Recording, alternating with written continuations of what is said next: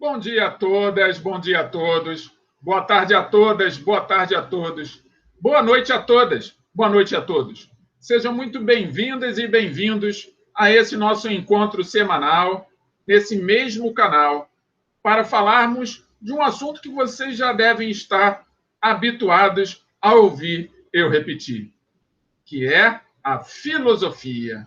Isso mesmo. Então, hoje nós teremos mais uma aula de filosofia. Agradeço a presença de cada um de vocês. Parabenizo cada um de vocês pelo esforço. E, nesse momento, peço licença para entrar em vossas casas, levar um pouco daquilo que eu aprendi ao longo do tempo, ouvir o que vocês entendem daquilo que eu digo, ler vossos comentários, responder vossas perguntas e, juntos, mesmo separados, construirmos um novo conhecimento. Um conhecimento que é a continuidade daquele que nós já estamos há algumas semanas apresentando para vocês. Então, sejam muito bem-vindas e muito bem-vindos. Para que a gente não se alongue muito, porque hoje a gente tem bastante assunto para discutir, peguem logo o material de vocês. Isso! Pegue o seu caderno, pegue o seu lápis, pegue a sua caneta. Precisa de régua? Pega a régua também. Se você gosta de usar lápis de cor, canetinha, pegue. Pegue todo o material que você precisa e que você acredita que vai ser útil para o acompanhamento desta aula. Agora que vocês já estão munidos com suas ferramentas de trabalho, faça mais um favor. Coloque a data de hoje. Isso mesmo. Coloque a data de hoje aí no seu caderno. Registre esta data. Agora que já fez isso, coloque o nome da disciplina. Não pode esquecer, né? Vou repetir. Hoje é mais uma aula de filosofia. Isso aí. Escreva filosofia e também escreva o nome do professor, que está logo aqui embaixo. Escreva o nome do professor. Feito todas as recomendações, já estão todos preparados e preparadas. Agora só falta uma coisa. Sabe o que é? A água. Isso mesmo. Lembrem-se, água importante para vocês manterem ao lado de vocês ao longo de toda a aula. Mas por quê, professor? Porque a água hidrata o corpo de vocês, faz com que vocês pensem melhor, com mais clareza, tenham mais lucidez. Porque na medida que vocês bebem a água vai mantendo o seu corpo refrigerado e funcionando de forma mais adequada. Então, vou beber a minha. Coloquem a de vocês aí do lado, isso aí. Muito bem. Agora podemos dar continuidade àquilo que nós já viemos conversando ao longo das últimas semanas. E a aula de hoje, ela vai dar prosseguimento a um assunto muito importante, que é esse avanço do mercado de trabalho. Mas, professor, mercado de trabalho? O senhor está dando aula de filosofia ou está dando aula de história, de sociologia? Calma, gente. Lembrem, a filosofia não é uma ciência. A filosofia é uma área do conhecimento. Então, se ela é a área do conhecimento, ela engloba todo e qualquer conhecimento. De que forma? Se colocando à disposição daqueles que, por alguma razão, precisam elaborar questionamentos, precisam buscar respostas, precisam encontrar os caminhos para solucionar aquelas problemáticas que, volta e meia, aparecem na vida de todos nós. Então, a filosofia é um instrumento que está à disposição de qualquer profissional, seja ele na área da ciência, seja ele na área comercial, seja ele na área industrial, seja ele na área aqui, educacional. Então, qualquer um de vocês pode usar a filosofia sempre que tiver a necessidade. E, é claro, dentro de cada apresentação de tema, nós vamos ter um ou outro filósofo que vai discutir aquele tema com seu olhar mais característico, mais específico, e que eu vou trazer para vocês, com toda certeza, para que vocês possam trilhar aí um caminho para saberem, opa, esse filósofo fala sobre esse assunto. Ah, esse filósofo fala sobre esse assunto. Caso aconteça, lá na frente, de vocês serem questionados, Quem é que falou sobre isso? Qual é o filósofo que falou sobre aquilo? Vocês vão saber exatamente qual é o filósofo que fala sobre aquilo. Tá bom? Então, podemos continuar então? Venham comigo. Eu já começo com, no primeiro slide, apresentando aí uma frase. Da fábrica para o escritório. Bem, essa frase ela já demonstra que houve uma transição, um deslocamento. Mas deslocamento de onde para onde?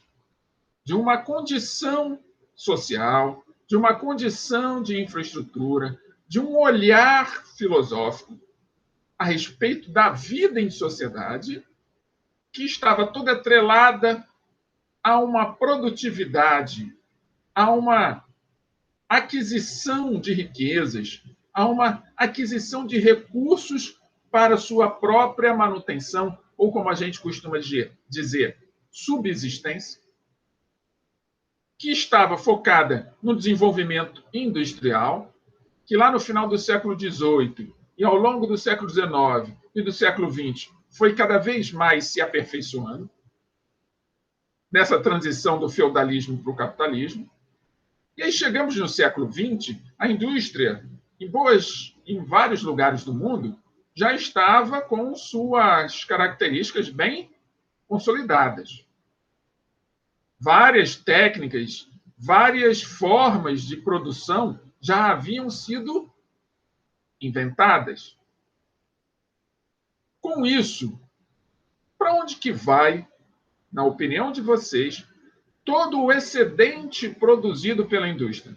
Porque a indústria, não sei se vocês lembram, em alguma aula que vocês já tiveram, mas toda indústria, ela não produz apenas aquela quantidade que vai ser consumida pela quantidade de pessoas que habitam ou vivem em determinado território.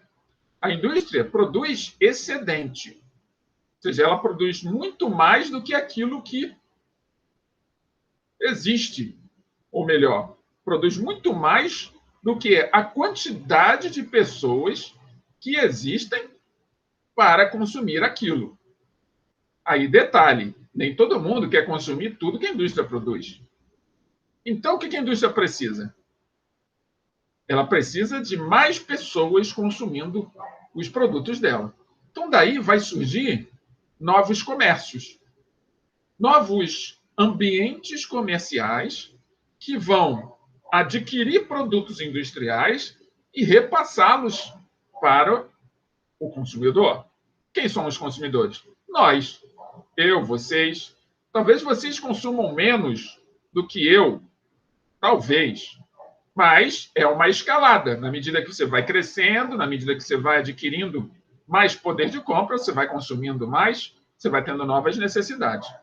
Agora, o detalhe todo é que, junto com essa transição, novas características do conhecimento vão sendo atreladas. Melhor dizendo, novas características ao conhecimento vão sendo atreladas. O que isso significa? Que na medida que eu estava lá, dentro da indústria, produzindo, vou chutar aqui um produto qualquer, estou dentro da indústria produzindo algodão. Bem, para eu produzir algodão na indústria, a primeira coisa que eu tenho que fazer é colher o algodão. Afinal de contas, vocês devem saber, né? Algodão é um vegetal.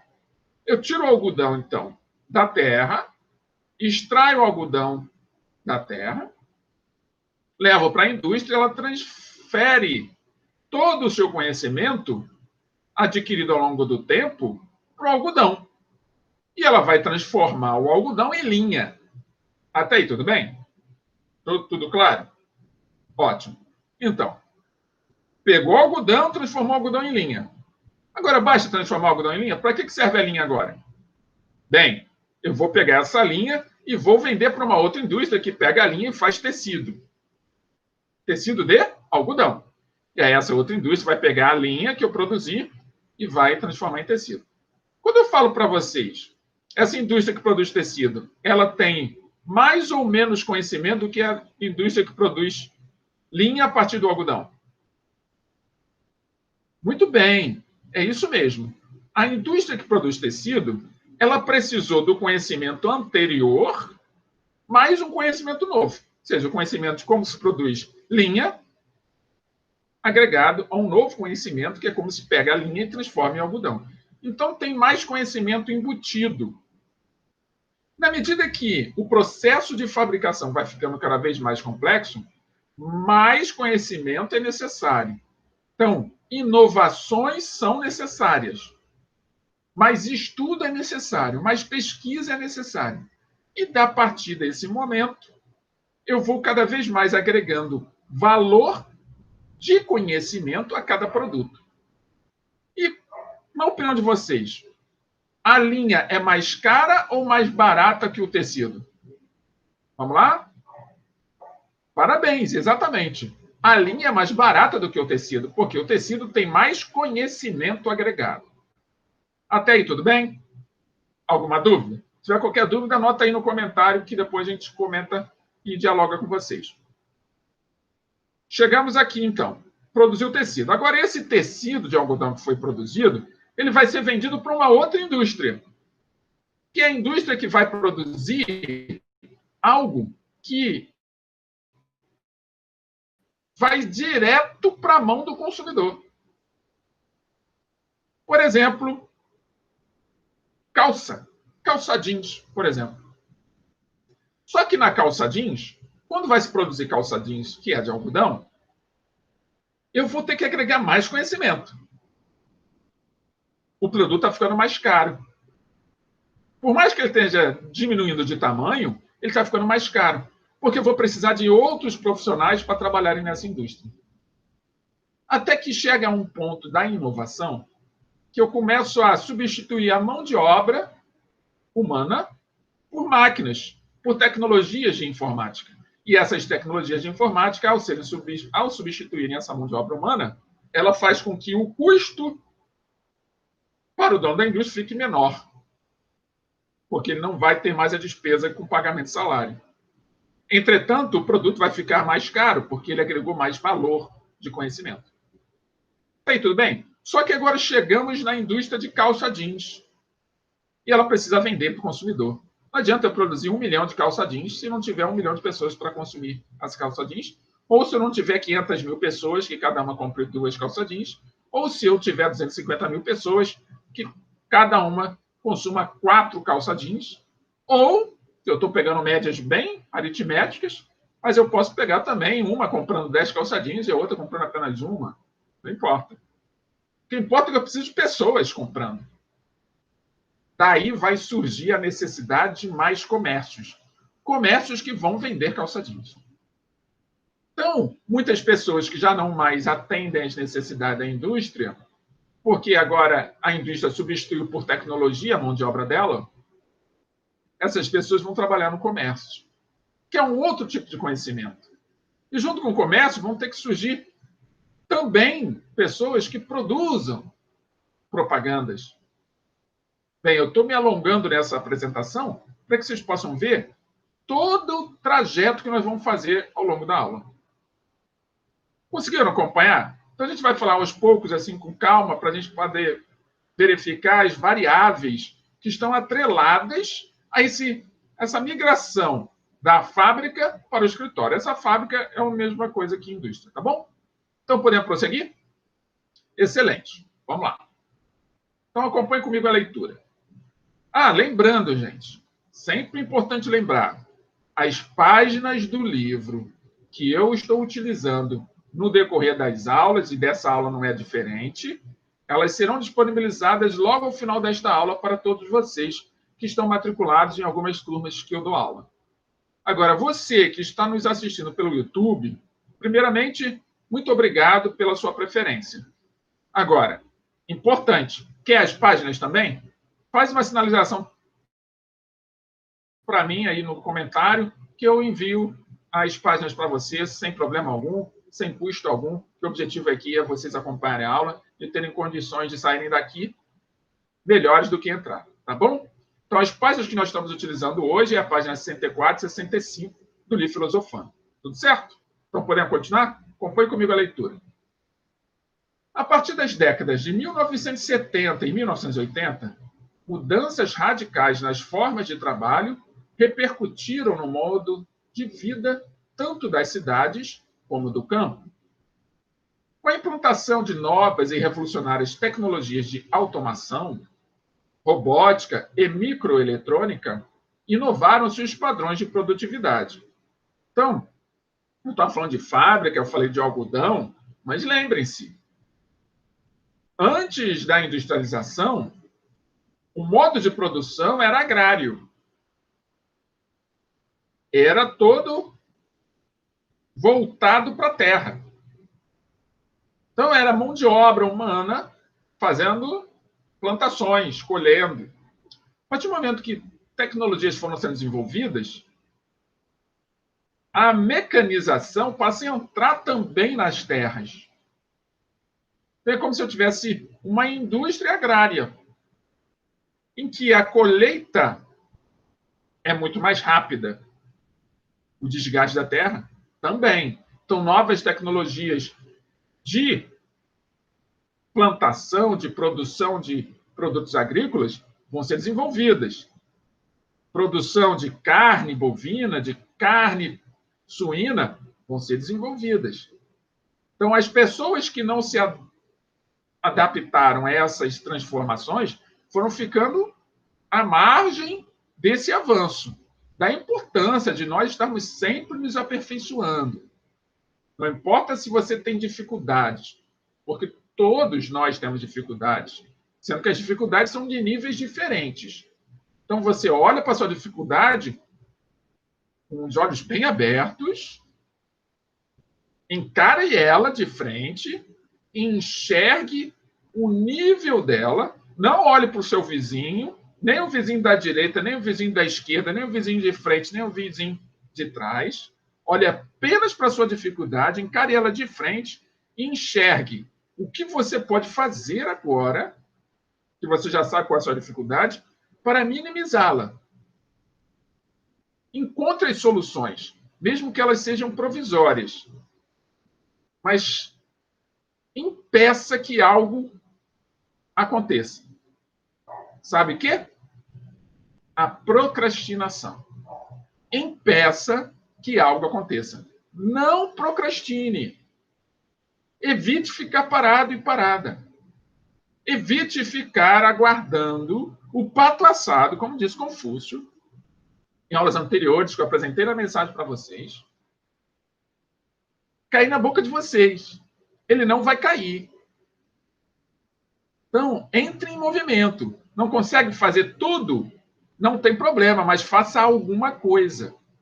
Porque assim você vai continuar em preparação contínua até as coisas melhorarem. Porque se você não entrar em movimento, as coisas não vão melhorar sozinhas. Elas só vão se acumular. Compreenderam isso? Se quiser conversar a esse respeito, coloca aí no comentário no YouTube e a gente vai conversando e dialogando a esse respeito, tá bom? Mas vamos lá. Então, entenderam essa parte da implantação de novas tecnologias de automação também no campo? Aumentou a produtividade de produtos. Ou seja, aumentou o quanto que a Terra é capaz de produzir. Beleza? Então, vamos prosseguir. Ao implementar sistemas mais flexíveis, as fábricas quebraram a rigidez do Fordismo e do Taylorismo. O que isso significa? Que as pessoas nas linhas de montagem passaram a saber fazer mais coisas do que simplesmente uma única coisa. Então, as pessoas ganharam mais autonomia. Começaram também a pensar a respeito daquilo que estavam fazendo. Começaram a poder falar a respeito de formas diferentes. Ou seja, elas começaram a serem ouvidas. As suas ideias passaram a também circular por outros setores. E assim, as fábricas vão ganhando outras características. Claro que isso, para vocês que estão aí no primeiro ano do ensino médio, para vocês que estão no primeiro ano do ensino médio técnico, estão fazendo técnica de administração ou empreendedorismo, não importa, fiquem de olho nisso. Nem todas as fábricas, nem todas as empresas estão, de fato, compreendendo que quem trabalha também pode pensar. Ainda estamos no processo de transição.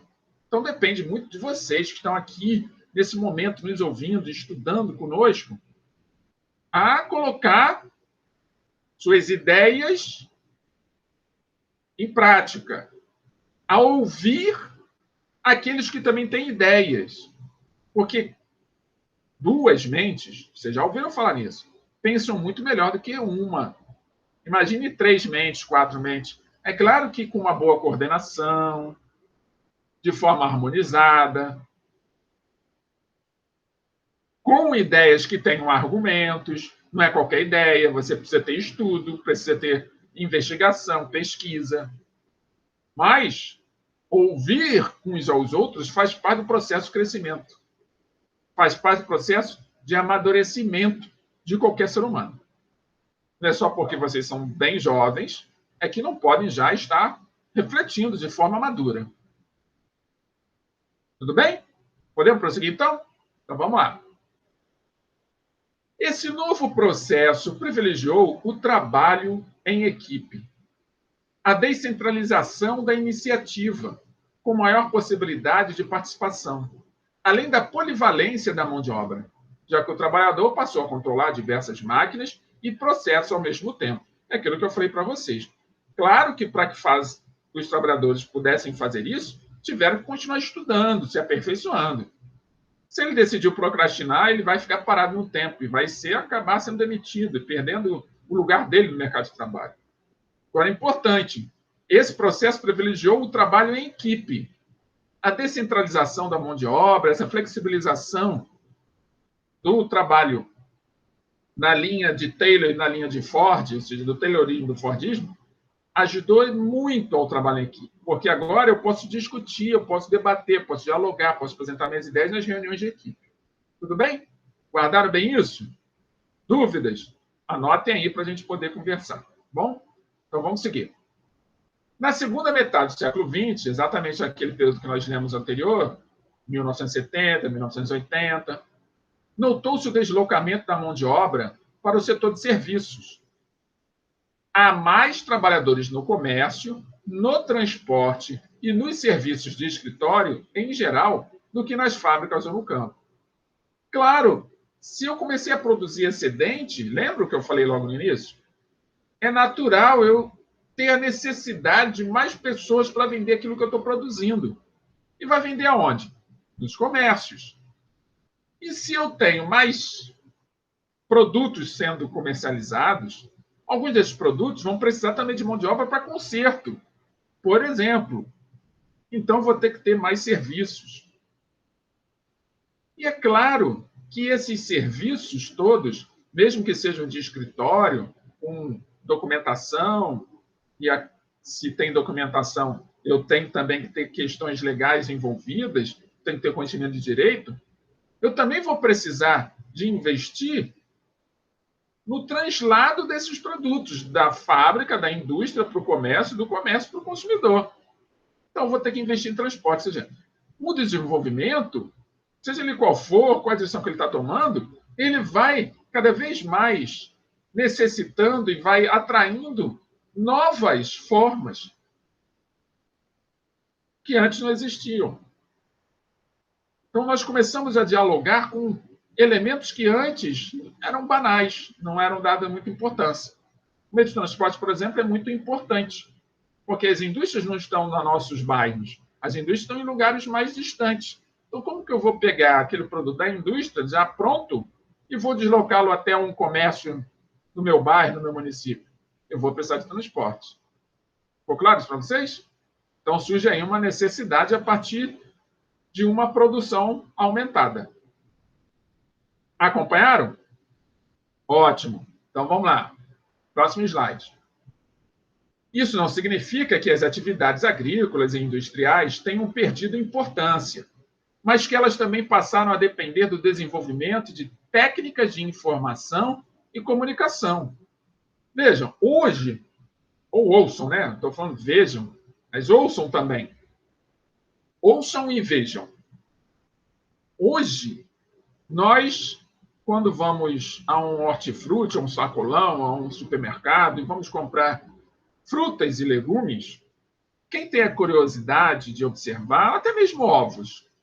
Vou pegar ovos. Os ovos vêm com carimbo, com data de validade. Há décadas atrás, você no aviário comprava ovo, não tinha data de validade, não. A data de validade era quando ele ficava podre. Quebrou o ovo e estragou, então já está velho. Antes, era assim. Agora, ele já vem com data de validade. Você já tem uma ideia de quanto que aquele ovo vai durar. Na geladeira, ele deve durar um pouco mais. Fora da geladeira, menos. De onde que vem essa informação? Dessas técnicas de informação e comunicação. Não basta só eu produzir ovos, eu tenho uma granja gigantesca produzindo muitos ovos. Eu preciso informar ao meu cliente quanto tempo aquele produto que eu estou comercializando dura. Tem de durabilidade. Agora, basta eu carimbar o ovo? Não. Eu tenho que ter o registro desse carimbo. Em algum lugar esse carimbo tem que estar registrado. Ou seja, saiu, por exemplo, estamos no mês de junho de 2020. Vamos supor que você agora está me assistindo no mês de agosto de 2035. Esse vídeo está gravado esses anos todos, 15 anos gravado esse vídeo. E você está me assistindo aqui, em 2035, em agosto. Provavelmente o ovo que você está comendo hoje, ele tem mais informações do que a data. Mas por que isso? Porque novas necessidades vão surgindo a partir do momento que você começa a se habituar com aquela nova informação. Agora, vamos supor que você está aí, nesse momento, em 2020, me ouvindo falar sobre isso, e daqui a 2 anos você vai trabalhar numa fábrica de carimbos. E essa fábrica de carimbos produz carimbos para ovos. Será que é um carimbo comum? Provavelmente não. Tem que ser um carimbo específico. E aí tem outros aí entre vocês, que vão trabalhar numa fábrica, não numa fábrica, numa empresa de tecnologia, que registra a cada carimbo que é dado nos ovos. Através do quê? Que a gente chama de banco de dados. É um software. Então, eu vou desenvolver softwares para poder registrar os carimbos que são dados pelas granjas nos ovos que eu consumo, que você consome. Olha quanta mão de obra está envolvida nisso. Quantas informações, quanto conhecimento, quanto estudo está por trás disso. É maravilhoso isso. A partir do momento que você ganha consciência disso, tudo fica melhor, porque você passa a respeitar uns aos outros. Você passa a enxergar melhor que você tem uma vida interdependente. Não é uma vida dependente. As pessoas confundem muito. Tá? Vocês são jovens, mas não são, por serem jovens, excluídos da compreensão do dever que vocês têm. Dependência é você não arcar com as suas responsabilidades. Ficar esperando que o outro faça por você. Nós, seres humanos, ativos, trabalhadores, pensadores, estudantes, nós somos interdependentes. O que significa? Que eu faço algo, que eu penso a respeito de algo, que eu produzo alguma coisa, que eu inovo, que eu invento, e tudo isso que eu pensei, que eu inventei, que eu criei, que eu produzi, vai ser útil para alguém. E este alguém, a partir do momento que usufruir disso que eu fiz, disso que eu apresentei, ele vai estabelecer naquele instante uma relação de interdependência comigo. É uma dependência a partir do fazer, a partir da criação, que nem os carimbos nos ovos. Eu sou interdependente das pessoas que produzem esses carimbos, das pessoas que carimbam os ovos. E a partir do momento que eu sou interdependente, o que acontece? Eu passo a ter o quê? Uma relação mais harmônica com essas pessoas. Ficou claro isso para vocês? Mesmo sem conhecê-las. O fato de eu não conhecê-las não significa que eu tenho que ignorá-las. Compreenderam? Podemos continuar? Querem fazer algum comentário? Comente. O que vocês acham disso? Já pararam para pensar quantas interdependências você estabelece todos os dias com as coisas que você consome, com as pessoas que você fala, com as coisas que você ouve? Escrevam aí. Tentem escrever quantas interdependências.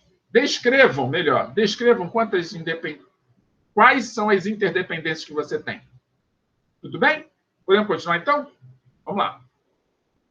Os recursos da microeletrônica têm facilitado a nova estrutura do teletrabalho, trabalho à distância. Esse que nós estamos fazendo aqui. Vocês trabalhando, eu trabalhando. Cada um de nós estamos aqui no nosso teletrabalho. Graças à microeletrônica. Seu smartphone, meu computador, minha câmera. Melhor, minha webcam. Webcam que hora é do celular, hora não é. Tudo isso sem contar os softwares. Então, percebam quanto trabalho que não tem aqui para que a gente possa estar aqui trabalhando. Fiquem conscientes disso. Quanto mais conscientes estiverem, de repente vão fazer parte disso no futuro. E eles já vão estar compreendendo de que vocês estão envolvidos. Tudo bem? Então, que possibilita maior autonomia e flexibilidade horária. Sim. Por isso, bom dia, boa tarde, boa noite. Você pode estar me assistindo agora. Isso aí. 1h da manhã, está acordado, não tem nada para fazer, está todo mundo dormindo. Lembra das minhas primeiras aulas que eu pedia para vocês fazerem isso? Vai para um horário que ninguém está acordado, por exemplo. Assiste a aula, assim você não perturba ninguém, ninguém te incomoda. Então, você que está me assistindo agora, 1h da manhã, seja bem-vindo, seja bem-vinda. Acordou cedinho, 5h da manhã? Bom dia, seja bem-vinda, seja bem-vindo. É exatamente isso. Essas são as características do teletrabalho. Então, tem maior autonomia, você escolhe a hora que você quer estudar, por exemplo, trabalhar, flexibilidade de horário, desobrigando as pessoas de se dirigirem diariamente a locais fixos. Por exemplo, está todos os dias, de segunda a sexta-feira, às 7h da manhã na escola, o que, em alguns casos, viabiliza o trabalho no próprio domicílio. Sim. Estamos em casa, olha só. A aula de hoje está falando disso que a gente está vivendo. Já estava planejado? Claro que não. Não estava planejado. De repente, eu não fosse dar a importância nesse momento, nessa época. Estaremos tratando outros assuntos. Mas olha como é que estava lá no livro. E aí legal. Vou falar desse assunto para a gente ficar bem claro que a qualquer momento as coisas mudam. E eu tenho que estar preparado para elas. Então, essa é uma realidade que eu acredito que vai ficar mesmo depois, quando a gente passar a se ver dentro de um lugar fixo. Se bem que eu acredito que vai ser parte no lugar fixo, parte no domicílio. Mas vamos esperar, né? Vamos aguardar. Afinal de contas, não podemos prever o futuro. Nós podemos apenas ter uma ideia do que ele pode acontecer. Nós podemos ter uma hipótese do que pode acontecer. Mas previsão nós não podemos fazer. Apenas hipóteses do que pode ocorrer. Tá bom? Então vamos lá. Primeira palavra-chave, teletrabalho. Anotem, por favor. Isso, lembrando que as palavras-chave têm que estar em ordem para fazer juízo ao pontinho da atividade. Sociedade de consumo. O que seria isso? Vocês estão vendo aqui a foto? Isso aqui é na 25 de março, de São Paulo. Olha a quantidade de pessoas nessa rua. É uma rua bastante conhecida em São Paulo. Tem muito comércio. Então, o que é consumir? Consumir é um ato humano, por excelência, que permite atender a necessidades vitais próprias da sobrevivência, como alimentar-se, vestir-se e abrigar-se. Bem, basicamente, consumir é isso. O consumo assume um caráter simbólico quando emprestamos significado àquilo que desejamos adquirir. Por exemplo, satisfação física. Lembra lá do símbolo, quando nós estamos falando sobre linguagem? Nós somos os únicos, nós, seres humanos, somos os únicos que temos essa competência de simbolizar coisas através da linguagem. Então, podemos, através do consumo, simbolizar aquilo que desejamos, como satisfação física, intelectual ou espiritual, que pode variar da aspiração ao status social, ao simples desejo de comodidade. Por exemplo, por que será que eu entro no meu smartphone, clico num aplicativo e esse aplicativo vai me entregar um lanche em casa? Por que eu não fui até a lanchonete? Olha só, esse caráter simbólico do consumo. Por comodidade. Alguém entregando. Eu posso estar pagando mais caro, mas alguém entregando é cômodo para mim. Outros pode ser, eu quero demonstrar que eu tenho condições. E aí já seria status social. O mesmo lanche pode ter duas características diferentes. Porque o símbolo para um é diferente do símbolo para o outro. Porque depende da sua intenção. E essa intenção é subjetiva, está dentro de você. Ela é psíquica. Não tem como eu saber qual é a sua intenção. A não ser que você diga. Se você externalizar as suas intenções, eu vou poder lidar com você a partir daquilo que você me disse. Então, mesmo sendo o mesmo lanche, duas pessoas podem pedir por razões diferentes. Uma por comodidade, outra por status. Só para ter uma ideia do que é isso. E satisfação física? Pode ser também. Você não quer caminhar, não quer se desgastar. Que está associado também à comodidade. São várias possibilidades, tá? Então, vamos lá, prosseguindo. O consumo também envolve a relação com outras pessoas. Presta atenção. Como a decisão de comprar apenas de empresas que não exploram mão de obra escrava, nem abusam de trabalhadores subempregados. Mas, professor, não existe escravidão mais, já foi abolida. Ela foi abolida, mas ela ainda, de forma ilícita, ainda existe em alguns lugares do mundo. Inclusive em alguns lugares muito no interior do Brasil.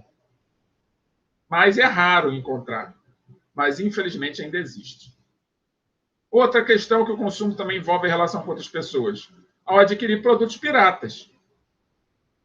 Vejam, nós, pelo esse meio de comunicação que a gente está utilizando, que é a internet, nós temos acesso a muitos produtos informacionais piratas. O pirata não significa que é falso. É o produto original, só que com as suas características de proteção derrubadas. E aí ele se torna pirata. Entendem? E é claro que você vai arcar com as consequências de consumir um produto pirata. Por exemplo, o produto pirata pode ter uma má intenção. Lembra da intenção que eu acabei de falar? A pessoa que vai disponibilizar um produto, por exemplo, informacional pela internet, que pode ser um software, um jogo ou um livro, ele vai disponibilizar, se ele tiver a intenção de simplesmente fazer com que você tenha acesso a algo que é caro, que tem só pessoas com alto poder aquisitivo têm condições de acessar, e aí ele faz todo esse serviço para diminuir a dificuldade de um número maior de pessoas acessar aquele software, beleza. Você vai consumir, não vai ter dano nenhum na sua máquina, no seu celular, naquilo que você está utilizando. Mas e se essa pessoa tiver má intenção? Vejam, ouçam, não tem como a gente saber.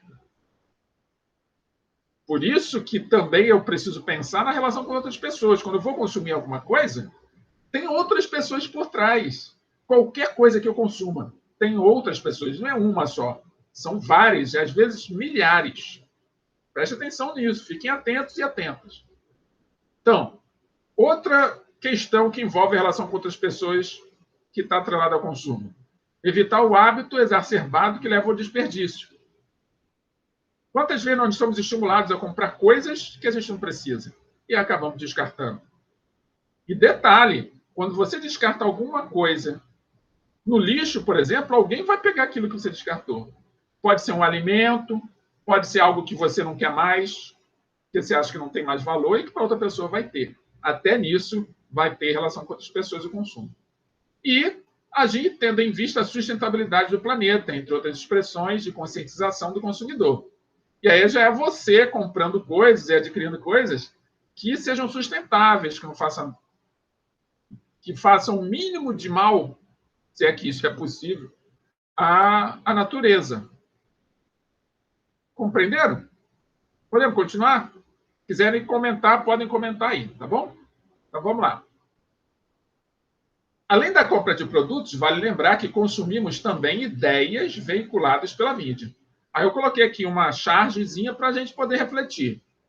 Tem aqui um adulto e uma criança. A criança está com o smartphone. E o adulto está de frente para essa televisão. Vamos ver qual é o diálogo?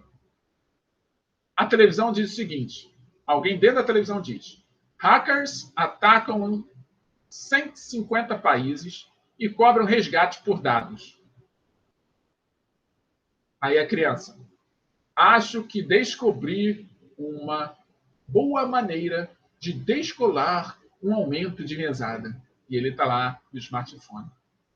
Olha uma ideia aí, através da mídia, sendo vinculada pela mídia, já encontrando um terreno fértil na mente de uma criança.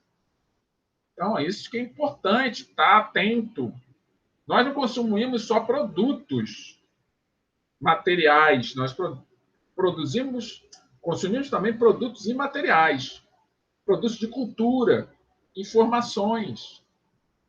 Fiquem atentos e atentas para evitar, ou pelo menos se defender de ideias maliciosas que podem ser vendidas para vocês, sem você meter a mão no bolso, e você compra, está gratuita, e você passa a viver em conformidade com aquela ideia que você comprou. O mundo em sociedade é um mundo maravilhoso de Oz. Precisamos revelar o que está por trás das cortinas. Mensagem do professor para vocês. Então, vamos prosseguir. A preferência pela leitura de determinada revista, por exemplo, jornal ou blog, pode orientar fortemente nosso modo de pensar, caso não busquemos fontes diferentes que comparem e interpretem o mesmo fato. Essa é uma dica, para que vocês não caem em armadilha e fiquem acreditando nas primeiras coisas que ouvem. E é claro, à medida que você acredita, você se torna aquilo que você acreditou. Passa a agir da mesma forma que você ouviu. Compreenderam? Podemos prosseguir? Dúvidas e comentários, volto a repetir, coloquem aí, que a gente dialoga, tá bom? Um pouquinho d'água.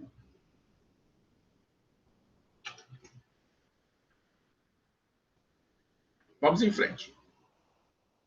No mundo da produção e do consumo, o investimento em publicidade tem em vista a divulgação de um produto para torná-lo conhecido do consumidor, facilitando o escoamento adequado à produção. Vejam isso é um outdoor, gente. Um produto que provavelmente não era muito conhecido e fizeram um grande investimento para passar uma mensagem. Está aí a ciência publicitária, convencendo alguém a comprar esse Red Gold, que parece que é um extrato de tomate. Entendem? O melhor dos tomates foram para a cidade de tomates. Vieram da cidade de tomates.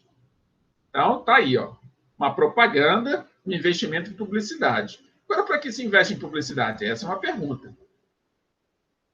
Vamos respondê-la? Vamos lá. No entanto, muitas vezes o objetivo principal, quer dizer sempre, muitas vezes, é provocar artificialmente a necessidade da compra. Esse é o maior risco de todos nós que consumimos produtos em diversas escalas.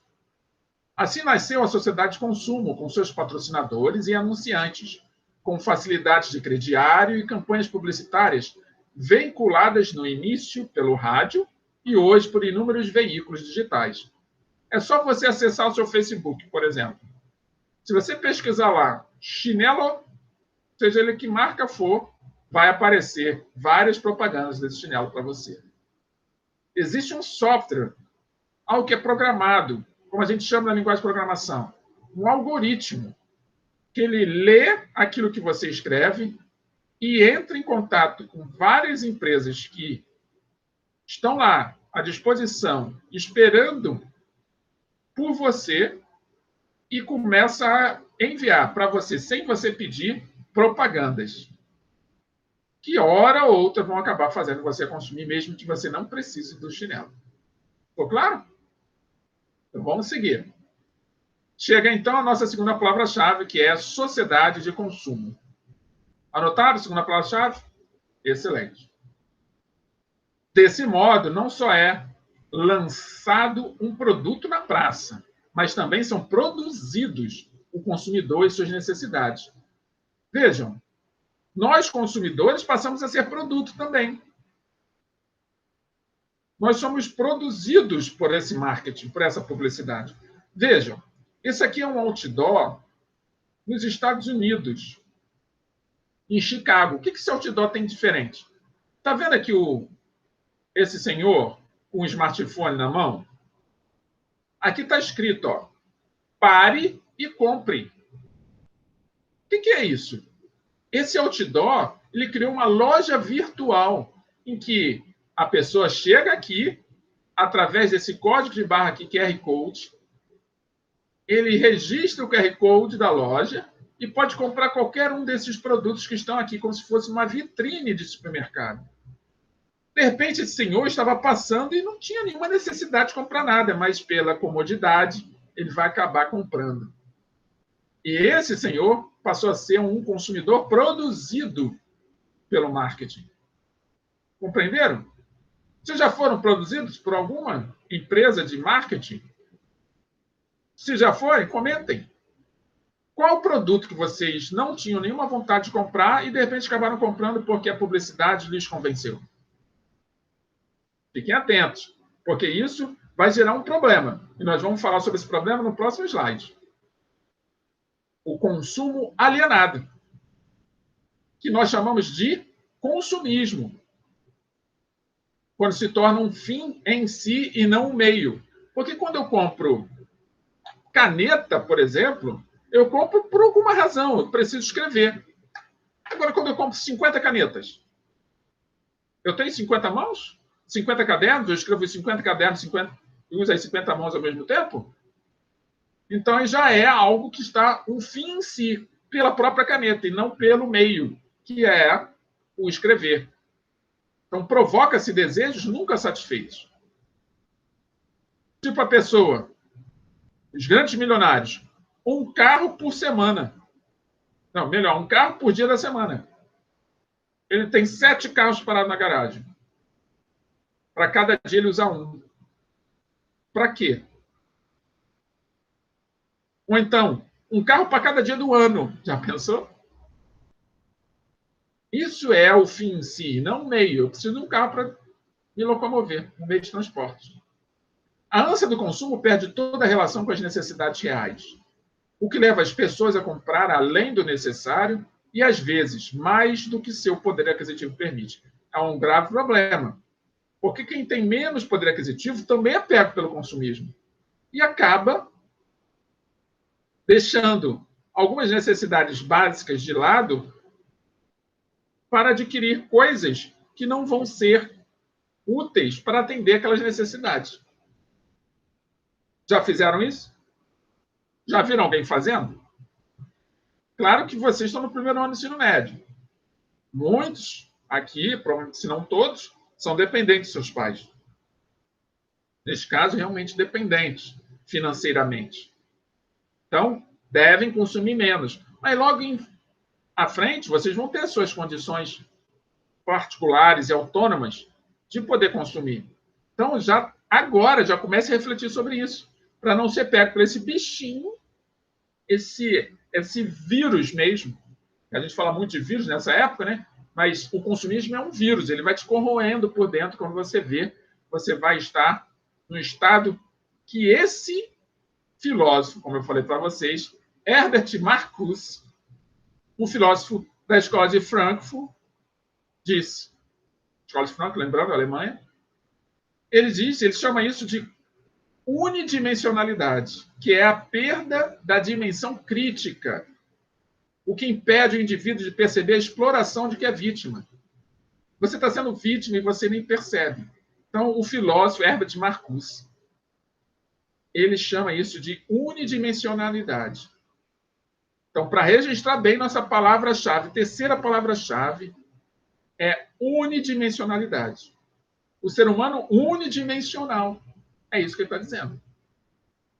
Ele não pensa, ele é tão alienado que ele só quer consumir qualquer coisa. E aí vai surgir esse ser humano aqui, ó. Cuidado, é um vírus, ó. Cadê o ser humano? Ele sumiu, ele está atrás de vários pacotes. Várias coisas que ele comprou que ele nem sabe para quê.